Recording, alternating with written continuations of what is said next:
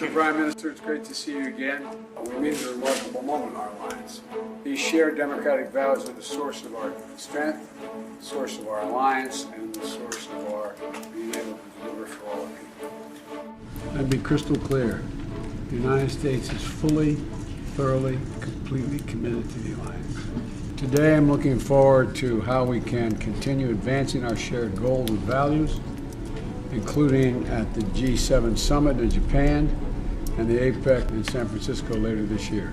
2023年という新しい年を迎え、私も総理大臣になって初めて、ワシントン DC を訪問させていただきました。そして、大切な友人であるバイデン大統領とこうして、お会いできますこと、大変嬉しく思っています。You're a real leader and you're a real friend.